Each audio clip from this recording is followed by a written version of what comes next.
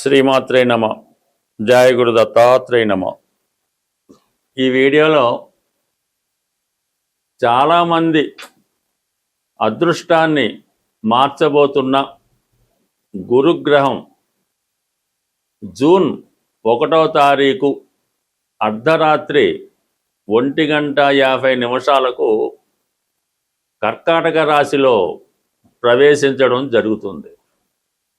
So ఇది గురువుకి ఉచ్చక్షేత్రం అవటం వల్ల మిగతా రాశుల్లో సంచరించే దానికన్నా కర్కాటక రాశిలో సంచరిస్తున్నటువంటి గురువు అత్యంత శుభ ఫలితాలు ఇవ్వడం జరుగుతూ ఉంటుంది.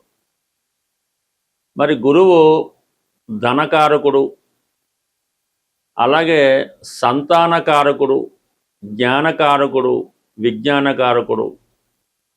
మనం చేస్తున్నటువంటి పూజలు, యజ్ఞ యాగాది హోమాలు, లేదంటే ఏదైనా దేవాలయం దర్శించడం, రెగ్యులర్గా ఏదైనా దైవ కార్యక్రమం చేపట్టినప్పుడు దాని యొక్క ఫలితం రావాలంటే గురువు యొక్క అనుగ్రహం తప్పనిసరిగా ఉండవలసి ఉంటుంది. గురువు రాశిని చూస్తున్నా, 11వ స్థానానికి వచ్చినా, మరి ఏదైనా యోగంలో ఉన్నప్పుడు మనం చేస్తున్నటువంటి ఈ పూజ పుణ్య కార్యక్రమాలు ఆ సమయంలో ఎంబటనే మనకి అమల్లోకి రావడం జరుగుతూ ఉంటుంది. ఈవెన్ మనం గత జన్మలో చేసుకున్నటువంటి పుణ్య ఫలితాన్ని కూడా ఈ జన్మలో అనుభవించే విధంగా గురుగ్రహం మనకి సహకరించవలసి ఉంటుంది. వృషభ రాశి వారికి 153 రోజుల పాటు లోహమూర్తిగా కర్కాటక రాశిలో ప్రవేశిస్తున్నటువంటి గురువు యొక్క ప్రభావం ఈ వృషభ రాశి వారి మీద ఏ విధంగా ఉండబోతుంది అని మనం పరిశీలించినప్పుడు, మరి చాలా కాలంగా వృషభ రాశి వారికి చాలా స్ట్రెంత్గా, చాలా అండంగా ధనస్థానంలో ఉన్నటువంటి గురువు తృతీయ స్థానంలోకి మారడం జరిగింది. అంటే తృతీయ స్థానం అన్నది ఒక విధంగా వేరే వేరే రంగాల్లో ఉన్న వాళ్ళకి చాలా ఉపయోగపడుతూ ఉంటాం. అంటే 3, 7, 11 స్థానాలు యాక్టివేట్ అవుతాయి. అంటే ఇప్పటిదాకా వృషభ రాశి వారు ధన సంపాదన, కుటుంబం, ఉద్యోగం వాటి మీద ప్రయత్నం చేసి సక్సెస్ అవ్వడం జరిగింది.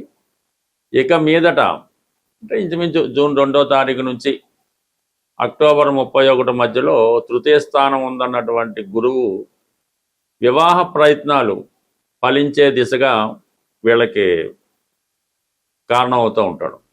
అంటే 3వ స్థానం అన్నది సంప్రదింపులు, పెళ్లి చూపులు, అగ్రిమెంట్లు, పరిచయాలు, ఏదన్నా మీడియేటర్ని ఆశ్రయిస్తామా, లేదంటే ఏదన్నా మ్యారేజ్ బ్యూరోలో రిజిస్ట్రేషన్ చేయించుకుందామా, ఇంటర్నెట్లో పెడదామా. అంటే 3వ స్థానం కమ్యూనికేషన్స్ కాబట్టి మరి ఇటువంటి తెలుసున్న ద్వారా, పరిచయం ద్వారా.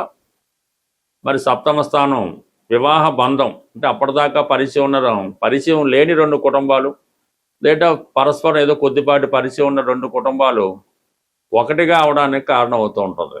అందుకని ఈ పరిచయం వివాహం అనే బంధం ద్వారా ఏర్పడడానికి ఈ వృషభ రాశి వారికి ఇది చాలా మంచి అవకాశం. అంటే అప్పటిదాకా ఏదో ప్రేమించుకుంటారో, ఇష్టపడతారో, మాట్లాడుకుంటారో. మరి ఎప్పుడైతే గురువు మారాడో అది పెళ్ళి అనే బంధంతో ముడివేయడం జరుగుతూ ఉంటుంది. అంటే 7వ స్థానం మీకు యాక్టివేట్ అవుతుంది. కంప్లీట్గా ఒక తోడు మీకు దొరుకుతుంది.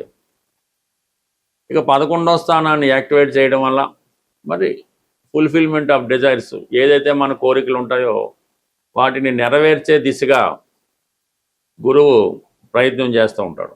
అయితే ఆల్రెడీ మీకు 11వ స్థానంలో శని భగవానుడు ఉన్నాడు. శని భగవానుడు 11వ స్థానంలోకి వచ్చినప్పుడు ఏదో చిన్న చిన్న ఉద్యోగాలు చూపిస్తూ ఉంటాడు.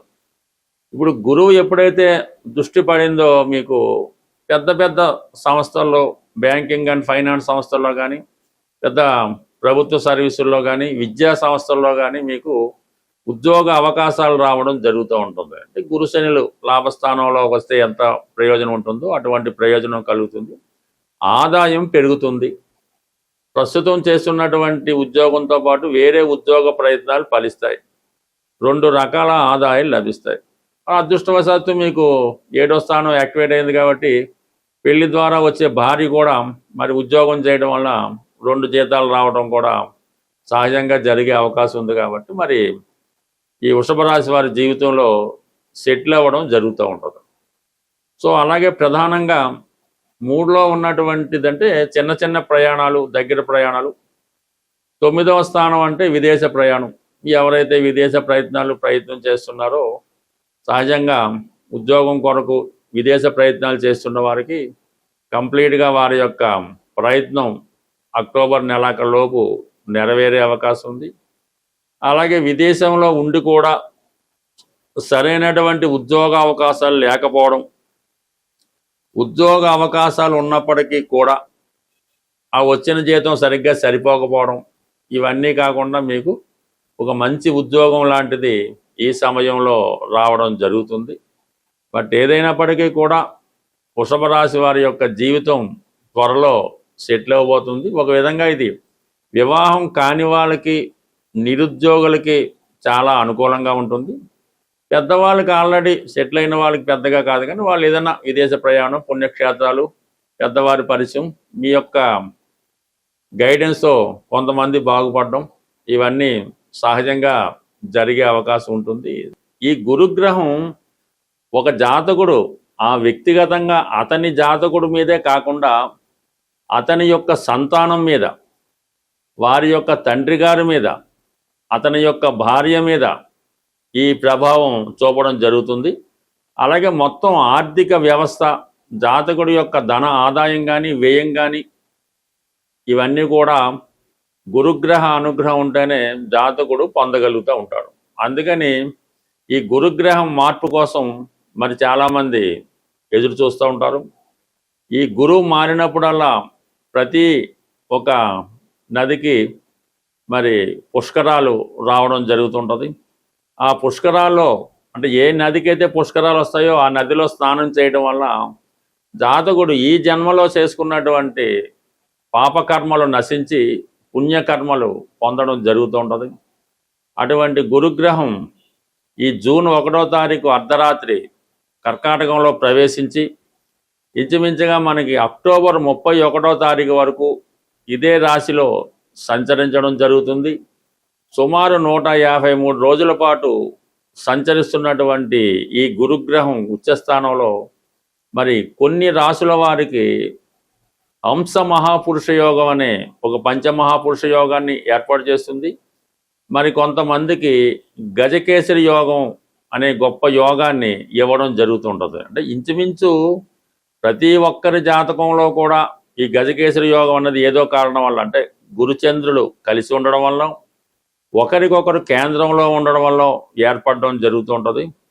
అయితే గురువు స్వక్షేత్రంలో కాకుండా ఉచ్చక్షేత్రంలో ఉన్నప్పుడు ఏర్పడినటువంటి అత్యంత బలమైనటువంటిది ఈ గజకేసరి యోగం. ఈ యోగం కొన్ని రాశుల వారికి ఈ సమయంలో ఏర్పడుతుంది. మరి దురదృష్టవశాత్తు కొన్ని రాశుల వారికి శకట యోగం అనే ఒక యోగం ఏర్పడుతుంది. అది వారి యొక్క జన్మ జాతకంలో ఉంటే ఇప్పుడు ఏర్పడబోతున్నటువంటి ఈ శకట యోగం అన్నది వారి యొక్క జీవితంలో అంటే ఈ రాబోయే 108 రోజుల్లో కొన్ని ఇబ్బందులు కూడా కలగజేయడం జరుగుతుంటుంది. మరి ప్రధానంగా ఈ గురువు ఈ ఒక రాశిలోకి మారేటప్పుడు 4 విధాలుగా ఆ రాశుల్లో ప్రవేశించడం జరుగుతూ ఉంటుంది. అది సువర్ణమూర్తి, రజితమూర్తి, లోహమూర్తి, అలాగే తామ్రమూర్తిగా ప్రవేశించడం జరుగుతూ ఉంటుంది. ఆ ప్రవేశించే స్థితిని బట్టి అంటే రజతమూర్తిగా ఎవరికైతే ప్రవేశిస్తాడో వారికి ఏ స్థానమైనా గురువు అత్యంత శుభ ఫలితాలు ఇవ్వడం జరుగుతుంటుంది. అదే లోహమూర్తి అయినప్పుడు శుభస్థానంలోకి వచ్చినప్పుడు కూడా కొన్ని ఇబ్బందికర పరిస్థితులు ఇవ్వడం జరుగుతుంటుంది. మరి ఈ వీడియోలో మనం ఈ గురువు యొక్క మార్పు ఏ రాశి వారికి అఖండ యోగాన్ని ఇవ్వబోతుంది, మరి లోహమూర్తిగా, తామ్రమూర్తిగా, రజతమూర్తిగా ఏ రాశుల వారిని అదృష్టం వరించబోతుంది అన్న విషయాన్ని చాలా డీటెయిల్గా తెలుసుకునే ప్రయత్నం మనం వీడియో చేద్దాం. అలాగే ప్రతి ఒక్క రాశి వారికి కూడా ఏ పరిహారం చేసుకుంటే మరి ఈ అదృష్టం కలిసి వస్తుంది, లేదంటే దురదృష్టం నుంచి బయటపడవచ్చు అన్న విషయాన్ని మనం ఈ వీడియోలో తెలుసుకుందాం. ఏదైనా గురుగ్రహం అనుగ్రహం అంటే ఇప్పుడు గురువు మార్పు వచ్చినప్పుడు కొన్ని రాసుల వారికి సంతాన లాభం కలుగుతుంది, కొన్ని రాసుల వారికి వివాహం జరుగుతుంది, కొన్ని రాసుల వారికి ఉద్యోగం ఏర్పడుతుంది. మరి నాడీ శాస్త్ర ప్రకారం గురువే జీవకారకుడు కాబట్టి గురువును ఆధారం చేసుకునే ఈ నాడీ శాస్త్ర ప్రకారం జాతక విశ్లేషణ చేయడం జరుగుతూ ఉంటుంది. కాబట్టి మరి ఎవరైతే ఈ శాస్త్రం మీద నమ్మకం ఉన్నారో వాళ్ళు ఈ వీడియోని జాగ్రత్తగా పరిశీలించి తగు పరిహారం చేసుకుంటే గురువు తప్పకుండా వారి యొక్క కోరికని నెరవేర్చడం జరుగుతుంది. గురువు యొక్క అనుగ్రహం పొందాలంటే సాధారణంగా దక్షిణామూర్తి శివుడు ఆరాధన వల్ల మనకి గురుగ్రహ అనుగ్రహం లభిస్తుంది.